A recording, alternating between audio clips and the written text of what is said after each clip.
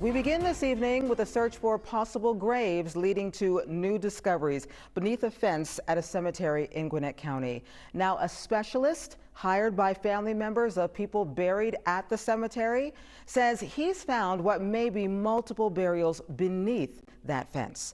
And our Daniel Wilkerson joins us live in studio. And Daniel, this today was a very emotional day for family members as well as the specialist. Yes, and as you would imagine, even for the specialist, this is something that is very sensitive.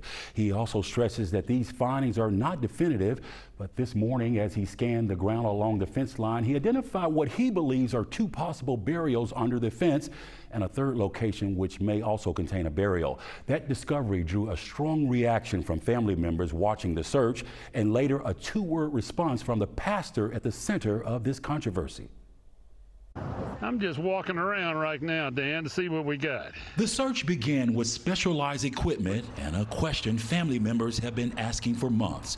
Are there graves under this fence?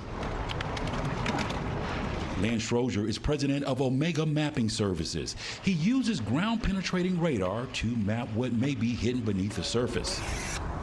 Tuesday morning, he began scanning the fence line at Friendship Primitive Baptist Cemetery. The first discovery came quickly. And that's the length of it. That's an adult typically. So what I see, this vertical line that backs up with me, see it backing up? That takes me back to the center of it. Okay. A short distance away, he found something else. That's something. Okay. How do you know that? It's at the Golden Area 5. At a third location, he moved to the other side of the fence to verify what the data was showing. Right there. This is a casket that remained right there.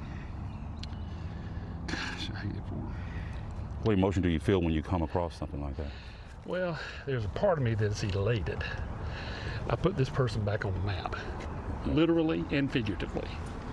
After hours of testing, Schroeder sums up his findings. On the north side of the fence, I find a couple of places that are worthy of discovery that I'm going to collect the GPS point for, where it appears that the fence does dissect especially two burials, probably three burials. But he stresses the findings are not definitive.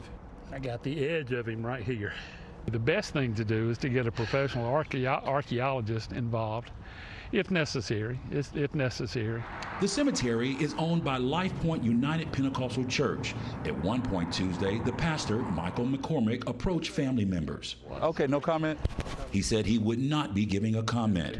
For the family members who commissioned the search, the results were hard to hear. It makes me so angry. That's so disrespectful. Very, very disrespectful. Whether there are actually graves under the fence remains an open question.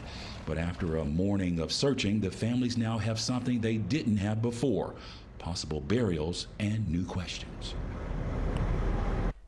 Family members say their next step may include consulting an archaeologist and possibly taking the dispute to court. Sharon, this has been a saga. It's been a long saga. Coming up at 11, we're going to show you exactly what he can see by use of that machine. It's incredible what they're able to do. It is. And again, he says it's not definite. He Yeah. have to have an archaeologist to look at it, but he is pretty sure. He says 80 to 90%. We'll see what you uncover at 11. Thank you. Thank you, Daniel.